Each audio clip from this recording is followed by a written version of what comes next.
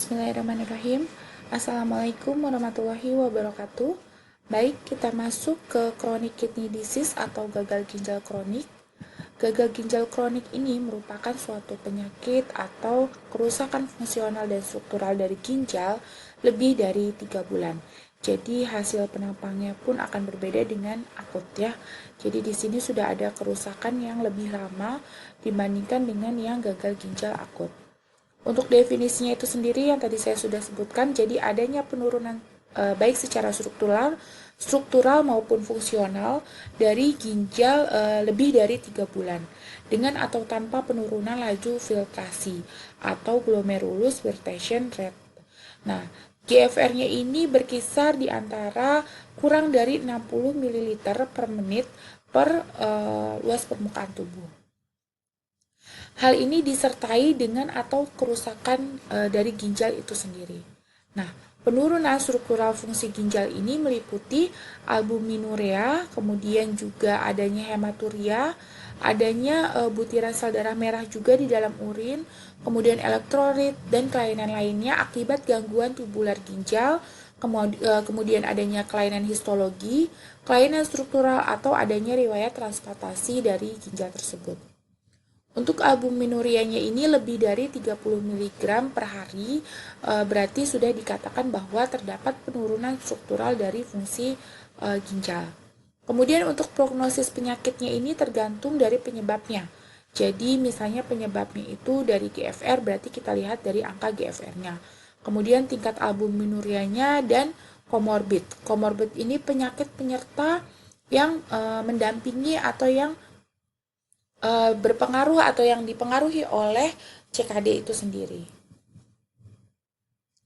Baik, ini ada beberapa faktor. Di sini dibagi menjadi beberapa faktor untuk hal-hal yang mempengaruhi CKD. Yang pertama adalah faktor kerentanan atau susceptibility factors ya. Di sini faktor tersebut tidak secara signifikan dapat merusak ginjal. Contohnya apa saja? Misalnya usia lanjut. Pada usia lanjut kan penurunan fungsi dari glomerulus dan ginjal pun terjadi ya karena memang banyak sel-sel yang rusak ataupun mati. Kemudian berkurangnya massa ginjal, misalnya ada penyusutan dan lain sebagainya, itu bisa mempengaruhi faktor kerentanan untuk CKD. BBLR ya, bayi lahir dengan bobot badan yang rendah gitu ya, itu juga bisa mempengaruhi faktor kerentanan. Kemudian ras, etnis, kemudian riwayat keluarga, ini juga bisa mempengaruhi. Kemudian pendapatan dan pendidikan ini kaitannya dengan lifestyle atau gaya hidup ya. Kemudian inflamasi sistemik, jadi adanya inflamasi atau peradangan yang nantinya akan bisa mempengaruhi kerja ginjal itu sendiri.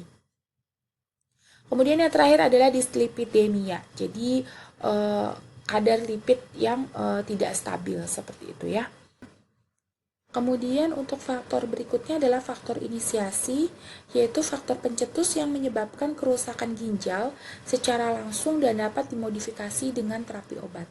Beberapa faktor yang paling banyak ditemukan adalah DM dan hipertensi. Nah, diabetes mellitus ini merupakan faktor juga yang mencetuskan patofisiologi dari CKD. Begitu juga hipertensi. Kemudian ada glomerulonefritis. Ya, glomerulonefritis ini merupakan peradangan atau inflamasi yang terjadi pada glomerulus sehingga pada pasien atau pada kondisi glomerulonefritis ini glomerulus akan mengalami fungsional yang menurun gitu ya untuk kerjanya. Kemudian polycystic kidney disease ini kidney ya. Jadi adanya kista atau tumor pada glomerulus.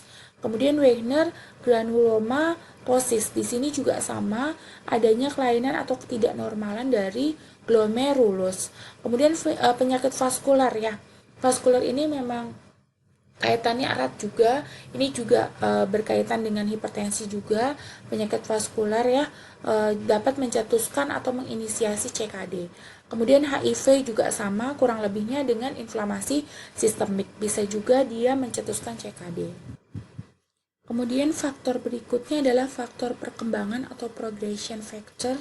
Di sini faktor ini dapat mempercepat penurunan fungsi ginjal setelah masa atau faktor inisiasi dari ginjal tersebut.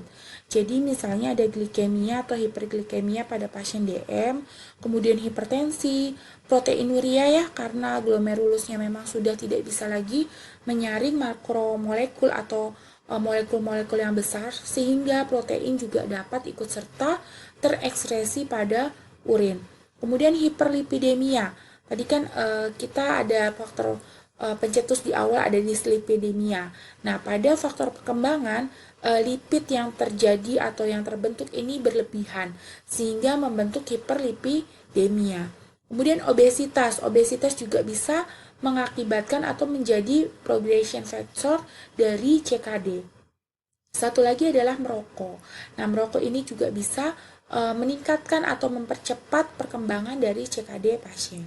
Kemudian yang berikutnya adalah nefropati yang progresif. Jadi di sini sudah terjadi kerusakan ginjal secara irreversibel atau tidak dapat kembali lagi seperti semula. Nah, ini biasanya dipengaruhi oleh beberapa hal. Yang pertama adalah hilangnya massa nefron. Karena kerusakan tadi, nefron-nefron di ginjal itu bisa saja berkurang gitu ya. Jadi kerja ginjal pun akan lebih berat karena nefron-nefronnya banyak yang rusak. Kemudian yang kedua adanya hipertensi kapiler dari glomerulus. Nah, hipertensi ini juga nanti kaitannya erat dengan hipertensi yang terjadi ataupun dengan penyakit atau sistem vaskuler yang terjadi ya karena memang peningkatan kadar atau tekanan darah pada ginjal itu dapat meningkatkan kerja atau beban dari glomerulus tersebut. Kemudian yang berikutnya adalah proteinuria. Proteinuria ini implementasi dari ketidakmampuan glomerulus untuk menyaring makromolekul. Seharusnya kan makromolekul tidak ikut tersekresi. Nah, pada pasien CKD karena kemampuan glomerulusnya sudah menurun sehingga makromolekul yang berupa protein pun dapat terekskresi dalam urin ya. Kemudian juga bisa kita deteksi dari hasil ekskresi urin. Kemudian gejala. Di sini ada beberapa gejala ya. Untuk stadium 1 dan 2 memang tidak terlalu signifikan gejalanya. Kemudian juga untuk gangguan metabolismenya tidak terlalu signifikan. Nah, pada stadium 3 sampai 5 ini gejalanya sudah mulai timbul. Yang pertama contohnya adalah terjadinya anemia atau sel darah merah yang rendah. Kemudian ada hiperparatiroidisme yang sekunder. Jadi PTH atau tiroidnya itu dia mensekresikan hormon berlebihan seperti itu. Nah, ini juga kaitannya dengan penyakit kardiovaskuler. Kemudian ada malnutrisi, kemudian ada kelainan cairan dan elektrolit. Ini juga berkesinambungan dengan fungsi dari ginjal itu sendiri, yaitu untuk menyeimbangkan cairan dan elektrolit di dalam tubuh. Nah, semakin tinggi keparahan atau semakin tinggi stadium atau stage-nya, maka akan muncul beberapa gejala uremik ya, seperti kelelahan, kemudian kelemahan, sesak napas, kebingungan gitu ya, jadi kayak ansietas gitu, dia gelisah gitu. Kemudian mual, muntah, azotemia. Azotemia ini nilai atau kadar urea di dalam darahnya tinggi. Karena tadi, jadi glomerulusnya itu tidak mampu untuk mengeluarkan urea dari dalam darah gitu, dari jaringan tubuh kita. Sehingga tidak mampu untuk tersekresi. Oleh karena itu dia akan tinggi di dalam tubuh. Nah, tingginya kadar urea di dalam tubuh ini mengakibatkan adanya kondisi azotemia ini. Kemudian pendarahan. Nah, pendarahan ini juga kaitannya dengan urea. Jadi semakin tinggi kadar urea, maka sel-sel darah merah itu akan semakin tidak melekat satu sama lain. Nah, oleh karena itu akan tinggi cenderung terjadinya perdarahan seperti itu.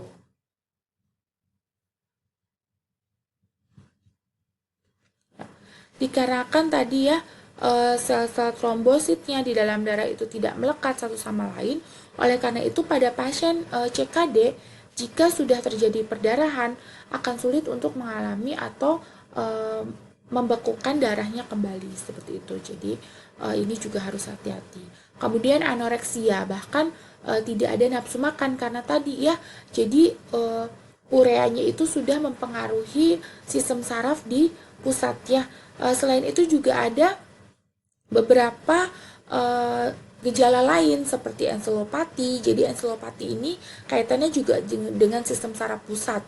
Jadi pasien itu bisa mengakibatkan atau bergejala asteriksis. Jadi asteriksis ini bergetar atau pergetaran tangannya itu seperti dia itu seolah-olah mengepakkan sayap. Jadi kalau kita bentangkan itu dia bisa seperti seolah-olah mengepakkan sayap seperti itu. Nah, itu juga bisa dideteksi. Kemudian untuk kasus yang fatal itu bisa sampai koma bahkan kematian kalau kita sudah ureanya tinggi di otak. Kemudian ada perikarditis, ini kaitannya dengan vaskular tadi. Jadi adanya radang atau inflamasi selaput jantung. Kemudian ada timbul kristal urea juga. Nah, kristal urea ini biasanya bisa terdeteksi karena penumpukan ureanya biasanya di bawah kulit. Jadi kita lihat ada butiran-butiran kristal di bawah kulit. Nah, itu sudah ada terjadinya penumpukan urea. Selain itu gejala lain yang timbul antara lain gatal, kemudian intoleransi dingin, peningkatan berat badan dan neuropati perifer. Kemudian gejala uremik ini dapat digunakan untuk penetapan renal replacement terapi. Jadi kalau misalnya kita sudah lihat nih pasien ada gejala uremik, kita bisa menentukan bahwa pasien tersebut menggunakan terapi RRT saja. RRT ini jadi penggunaan pergantian fungsi dari ginjal. Contohnya hemodialisa ataupun dialisis. Nah, ini untuk klasifikasi dari CKD-nya. Jadi untuk klasifikasi dari KDIGO ini ada 5 kategori. Di sini ada G1, G2, G3A, G3B, G4 dan G5. Untuk G5 ini ESRD. Jadi end-stage renal disease. Jadi pada pasien ini tingkat keparahannya sangat tinggi. Untuk yang G1 ini masih suspek, jadi dia masih normal, hanya saja memang GFR-nya sudah tinggi sehingga bisa dikatakan bahwa dia stage 1 untuk CKD. Kemudian untuk G2 di sini GFR-nya sudah mulai rendah ya, 60 sampai 89, berkurang terus sampai di G5 atau di ESRD tadi. Nah, kalau ini kita lihat dari nilai ACR-nya. Nah, ini juga sama, ada A1, A2, dan A3. Di sini dilihat ACR-nya kurang dari 30, berarti dia masuk ke stage A1. Begitu juga dengan A2 dan A3. Ini merupakan angka dari ketersediaan albumin, kreatinin, dan urin di dalam ginjal tersebut ya. Nah, kita masuk ke etiologi dan patofisiologi. Untuk etiologi itu sendiri, di sini cukup banyak penyakit yang berhubungan atau akan berpengaruh terhadap ginjal itu sendiri. Tetapi yang paling tinggi memang di diabetes mellitus tipe 2. Jadi pasien yang dengan komorbid diabetes mellitus tipe 2 ini memang merupakan prevalensi etiologi yang paling tinggi. Yang kedua kemudian apa? Yang kedua adalah hipertensi atau penyakit kardiovaskular ya. Jadi hipertensi ini juga memiliki peranan penting dalam etiologi atau prognosis penyakit dari CKD ya. Kita juga kadang sulit membedakan awalannya di mana nih, apakah hipertensi terlebih dahulu atau CKD-nya terlebih dahulu. Penyakit-penyakit lain yang dapat mempengaruhi atau menjadi etiologi dari penyakit CKD ini yang berikutnya adalah glomerulonefritis, kemudian juga adanya neoplasma, kemudian juga adanya SCN-nya atau sickle cell nephropathy. Jadi kerusakan sel pada ginjal seperti itu. Nanti mungkin kita fokus ke beberapa yang paling condong menimbulkan etiologi dari CKD ini. Baik, beberapa patofisiologi dari CKD. Yang pertama, hipertensi. Jadi dinding arteri renalis mengalami penebalan akibat tingginya tekanan darah. atau hipertensi ini sendiri, sehingga dinding arteri mengalami penebalan dan lumen menjadi mengecil. Nah, lumen ini merupakan tempat lewatnya cairan darah ke ginjal. Akibat dari pengecilan lumen tersebut, maka suplai darah ke ginjal pun akan berkurang, sehingga darah dan oksigen yang masuk ke dalam ginjal juga akan berkurang atau menurun. Oleh karena itu, ginjal atau organ di dalamnya akan mengalami cedera iskemi atau kita biasa sebut glomerulonefritis ya. Jadi adanya inflamasi atau peradangan dari glomerulus tersebut. Kemudian glomerulonefritis tersebut juga akan berkaitan dengan tercetusnya respon imun tubuh. Jadi kalau kita ada peradangan atau inflamasi, pastinya respon imun tubuh juga akan ikut terstimulasi. Nah, respon imun yang tercetus tersebut akan masuk ke glomerulus, kemudian menjadi beberapa faktor untuk kembali memulihkan atau menyembuhkan dari inflamasi tersebut. Salah satu faktornya adalah faktor pertumbuhan. Pada kejadian tersebut atau pada kondisi tersebut, sel-sel di dalam ginjal yang dinamakan sel mesanglia akan berubah kembali menjadi sel yang imatur atau sel yang tidak dewasa. Nah, pada sel yang belum dewasa atau tidak dewasa tersebut justru akan mengeluarkan matriks ekstraseluler yang berlebihan. Sel tersebut dinamakan sel mesangioblas. Sel mesangioblas tersebut akan menyebabkan glomerulosklerosis atau pembentukan jaringan parut yang berlebihan karena tadi hasil dari matriksnya tersebut. Nah, jaringan parut yang berlebihan akan mengalami penebalan di dalam glomerulus sehingga glomerulus tersebut akan lebih kaku dan tidak elastis kembali. Kemudian juga saringan sebagai filtrasinya tersebut juga akan lebih tertutup. Sehingga kerja dari glomerulus tersebut juga akan terganggu. Oleh karena itu, kemampuan dari menyaring darah atau filtrasi darah pun akan berkurang.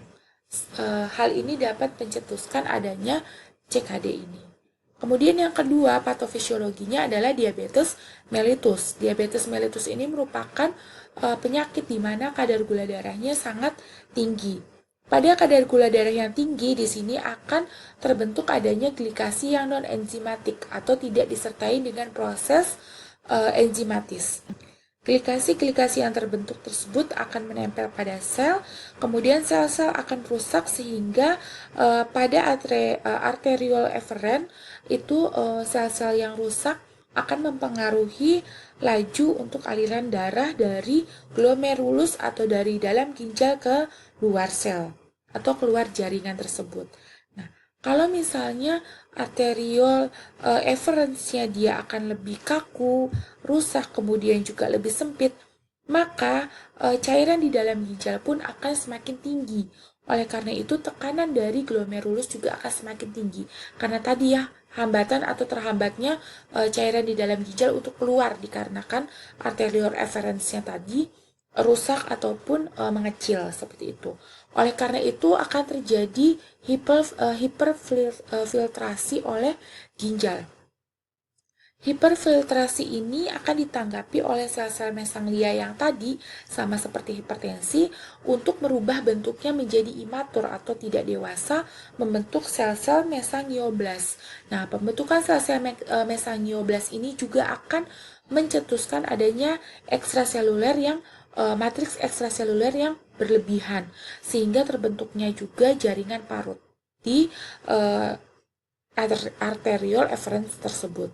Nah, pembentukan jaringan parut di arteriol maupun di glomerulus akan mengakibatkan glomerulus kehilangan atau menurunnya fungsi untuk menyaring darah karena kaku dan penebalan tadi sehingga akan mengakibatkan adanya glomerulonefritis juga.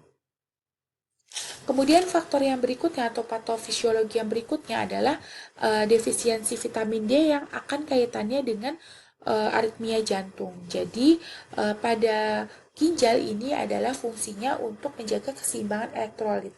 Tingginya kalium ini dikarenakan tadi ya faktor filtrasinya yang sudah rusak, itu kan akan mengakibatkan kalium di dalam ginjal akan tinggi karena tidak tersaring masuk ke dalam urin gitu ya, tersekresi ke dalam urin tersebut. Nah, hiperkalium yang tinggi ini akan tetap bertahan di dalam tubuh sehingga akan terus berkontraksi dan mengakibatkan adanya hiperkalemia. Hiperkalemia ini sebagaimana kita tahu tingginya kalium akan mengakibatkan ritme jantung lebih tinggi. Sehingga kalau hiperkalemia yang berlebihan justru akan meningkatkan juga ritme jantung. Ritme jantung yang berlebihan juga akan mengakibatkan adanya timbul aritmia jantung.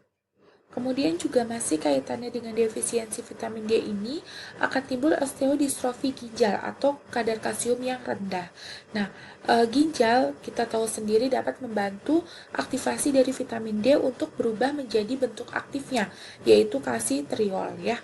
Nah, pada saat ginjal ini atau glomerulus ini mengalami kerusakan, otomatis aktivasi dari vitamin D juga akan berkurang.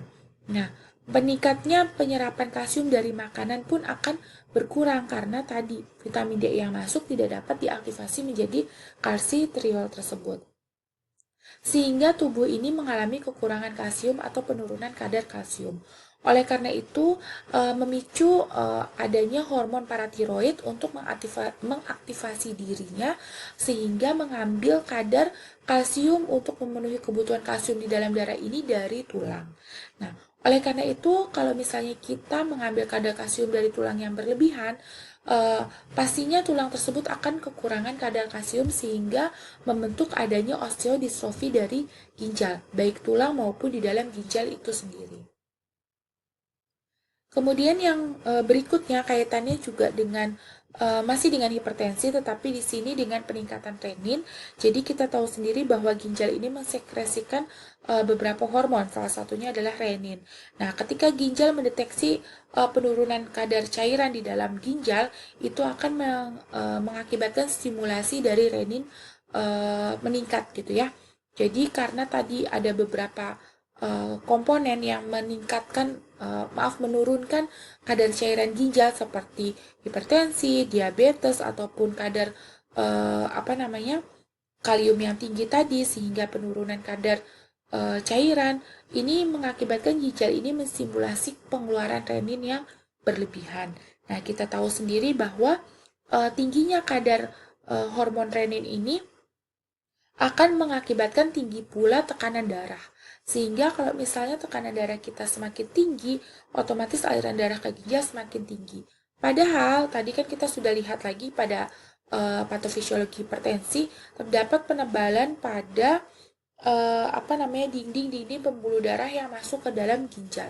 Sehingga walaupun tinggi tekanan darah tinggi, tetapi tetap saja cairan yang masuk ke dalam ginjal itu lebih rendah dibandingkan keadaan yang normal.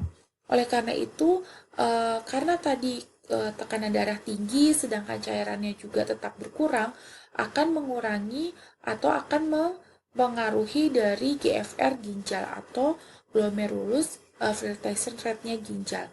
Sehingga GFR juga akan menurun. Seperti itu ya. Jadi, penurunan kadar GFR ini akan diidentifikasi untuk stage dari CKD-nya itu sendiri. Kemudian yang berikutnya adalah penurunan eritropoietin ya.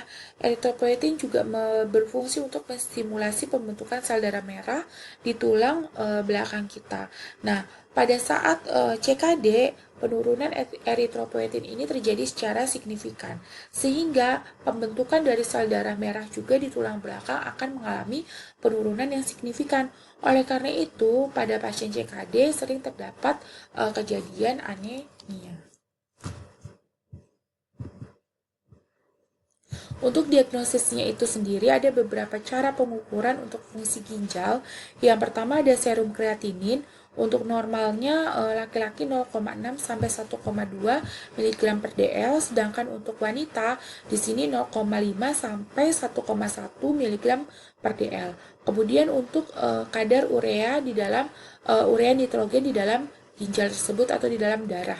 Kemudian GFR ini nanti kita bisa hitung di MDRD, ya nanti kita bisa lihat di Medscape, itu bisa kita hitung secara kalkulasi ya, langsung masukkan angkanya berapa umurnya, kemudian serum kreatininnya berapa, sehingga kita dapatkan CLCR-nya berapa, clearance creatininsnya berapa, kemudian kita sesuaikan dengan guidelines, masuk kemana untuk clearance creatinin sekian. Kemudian cara pengukuran lainnya dari outcome urin atau urinalisis dari pasien. Biopsi kita bisa lihat ya, biopsi dari ginjal tersebut, atau CT scan, kemudian protein urin ya, jadi kadar protein dalam urin, kemudian adanya kadar albumin dalam urin. Nah, ini untuk algoritma dari diagnosis pasien CKD. Nanti kita bisa lihat ya, di awal ada inisiasi dari patogenesis penyakitnya tersebut. Terjadinya beberapa kerusakan glomerulus, kemudian adanya penurunan dari filtrasinya. Jadi ini bisa disebabkan oleh beberapa hal. Yang pertama ada diabetes ya, diabetes mellitus, ataupun adanya arteriosklerosis. Nah, arteriosklerosis ini juga kaitannya dengan tadi hipertensi atau sistemik hipertensi. Arteriosklerosis ini adalah penumpukan atau penebalan dinding pembuluh darah diakibatkan tadi adanya emboli-emboli di dalam dinding pembuluh darah. Emboli-emboli itu seperti penebalan lemak dan lain sebagainya ya, itu juga bisa terjadi dari kolesterol dan lain sebagainya, sehingga pembuluh darah ini menjadi lebih kaku dan lebih sempit. Nah, ini kaitannya dengan hipertensi. Jadi kalau misalnya pembuluh darahnya kaku, pastinya kan kita harus memenuhi target ya, dengan cara apa? Dengan cara peningkatan tekanan darah. Nah, ini juga bisa dilihat. Nah, hipertensi ini juga nanti bisa kaitannya dengan progresi dari kidney disease-nya ya. Kemudian juga kita bisa lihat dari peningkatan glomerulus dari kadar laju darah, laju filtrasi darah, kemudian penurunannya bagaimana dari kapiler glomerulusnya, kemudian dilihat dari massa atau epitel dari kerusakan ginjalnya. Oke, kemudian untuk treatment ya, di sini treatment yang pertama, goalsnya atau tujuannya adalah menunda perkembangan CKD atau untuk meminimalkan perkembangan atau tingkat keparaan komplikasi. Jadi kalau pasiennya masih suspek, semoga tidak naik ke stage 1. Nah, itu untuk menunda perkembangan. Kemudian kalau misalnya pasiennya sudah stage 1, ya kita usahakan tidak naik ke stage berikutnya. Untuk non-farmakologinya, yang pertama adalah batasi protein hingga 0,8 gram per kilogram berat badan per hari jika GFR-nya ini memang kurang dari 30 ml per menit per luas permukaan tubuh. Jadi kita bisa batasi proteinnya agar apa? Agar beban dari penyaringan glomerulus juga tidak berat ya, karena tadi kita bisa lihat juga cara pengukurannya adalah tingginya kadar protein pada urin. Kemudian yang berikutnya adalah penghentian merokok dapat memperlambat perkembangan CKD dan mengurangi resiko CFD. Tadi kita sudah bahas juga bahwa merokok merupakan salah satu faktor inisiasi atau faktor pencetus dari CKD itu sendiri. Kemudian olahraga yang teratur ya, setidaknya 30 menit sebanyak 5 kali per minggu dan pencapaian BMI atau IMT 20-25 kg per meter persegi. Ini perhitungan BMI-nya atau IMT-nya, dan di sini bisa kita lihat range-nya. Jadi kita turunkan sampai dia ke range yang normal. Dengan apa BMI? Dengan obesitas atau berat badannya. Karena kalau semakin pasiennya obesitas, itu juga bisa dapat memicu atau memperburuk keadaan keadaan ginjal pasien tersebut. Farmakologi pasien CKD dengan DM dan hipertensi. Yang pertama adalah monitoring kadar gula darah untuk meminimalisir atau untuk mengurangi timbulnya resiko hiperglikemia. Pada pasien hipertensi yang kita monitoring adalah tekanan darahnya. Kemudian kita juga monitoring GFR dan albuminuria pada pasien yang tanpa DM.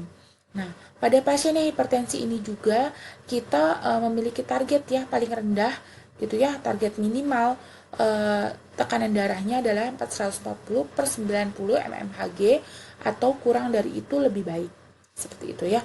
Tetapi juga tidak sampai pasien tersebut mengalami hipotensi. Jadi tetap kita harus ukur atau kita monitoring tekanan darahnya. Kemudian kita juga lihat ekskresi dari albuminnya. Jadi kita lihat ekskresi dari albumin urinnya dipantau kurang dari 30 mg per 24 jam atau kurang dari itu lebih baik. Karena kita bisa lihat berarti albumin yang ikut dalam urinnya ini jauh lebih berkurang. Kemudian jika lebih dari 30 mg per 24 jam, ini tekanan darahnya juga harus dipantau sampai 130 per 80 mmHg atau kurang ya. Nah, kalau misalnya pasiennya tersebut ternyata memang pada kondisi demikian dengan tekanan darah sekian dan juga dengan albuminuria sekian, maka lini pertama dari terapi tersebut adalah ACE inhibitor atau ARB. Jadi bisa digunakan ACE inhibitor dan ARB terlebih dahulu. Kemudian penambahan tiazid ini dapat dikombinasikan dengan ARB jika diperlukan penurunan proteinuria pada pasien CKD itu sendiri. Jadi kalau misalnya pasiennya memang belum ada identifikasi atau kadar proteinnya masih stabil, itu bisa kita pakai ACI. Tetapi kalau memang diperlukan adanya kombinasi, bisa dikombinasikan dengan tiazid dengan ARB. Kemudian juga bisa digunakan non-dihydropyridine kalsium channel blocker ya, dapat digunakan sebagai lini kedua pada pasien yang kontraindikasi terhadap ACE inhibitor ataupun ARB. Ini pilihannya ya, non-dihydropyridine kalsium channel blocker. Kemudian ACI ini juga terdapat ACI clearance. Nah, ini bisa diturunkan pada pasien CKD. Oleh karena itu, terapi diberikan pada dosis yang paling rendah terlebih dahulu, kemudian bisa dititrasi atau ditingkatkan secara bertahap, sesuaikan dengan pencapaian target dari tekanan darah pasien CKD tersebut, dan meminimalisir terjadinya proteinuria. Nah, di sini untuk algoritma terapinya ya, tadi lini pertama yang digunakan adalah ACE inhibitor, kemudian juga bisa dikombinasikan dengan tiazid jika diperlukan, seperti itu ya. Kemudian ini ada terapi untuk hipertensi. Hipertensi juga sama, penggunaan ACE inhibitor pada tekanan darah 130 per 80. Kemudian terapi farmakologi berikutnya adalah CKD dengan anemia. Nah, di sini disesuaikan dengan guideline.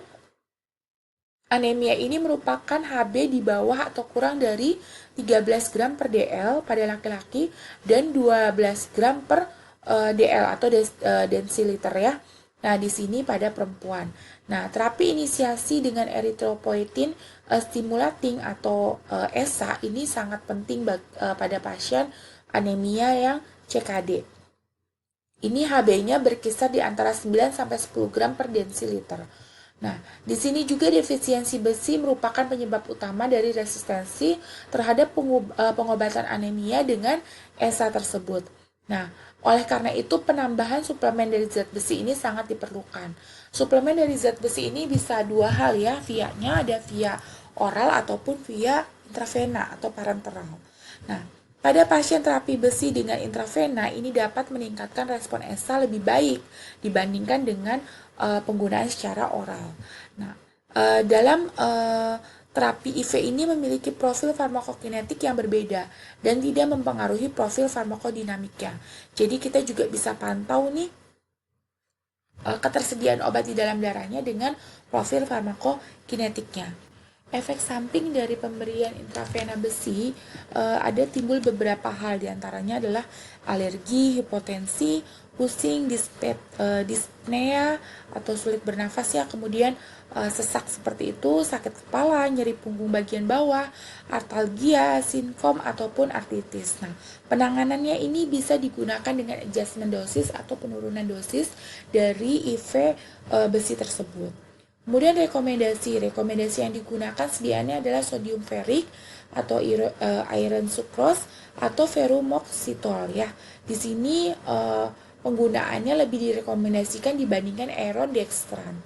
Kemudian penggunaan secara subkutan epoetin epoetin alfa ini lebih direkomendasikan dengan mempertahankan target indeks 15% sampai 30% lebih rendah dari intravenanya.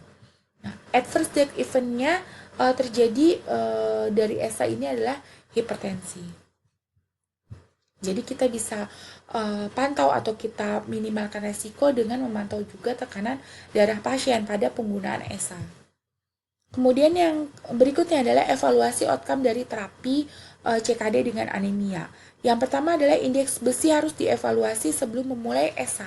Dinilai kembali setiap bulan selama ESA dan tiap 3 bulan pada regimen ESA yang stabil. Jadi kita bisa lihat indeks besi di dalam darah tersebut bagaimana pada pre dan post penggunaan ESA tersebut. Kemudian pemantauan HB setidaknya setiap bulan atau lebih sering sekitar 1-2 minggu pada saat inisiasi atau pemberian dosis ESA tersebut. Kemudian yang berikutnya adalah pemantauan adverse event seperti hipertensi tadi yang sudah saya jelaskan bahwa kita perlu pemantauan tekanan darah pada penggunaan ESA karena adanya kecenderungan adverse eventnya itu berupa hipertensi atau tingginya tekanan darah. Ini algoritmanya untuk penggunaan ESA tersebut. Nah, kita masuk ke CKD dengan gangguan mineral dan bone disorder atau CKD-MDB. Nah, untuk gangguan mineral dan tulang ini sering dijumpai pada pasien CKD.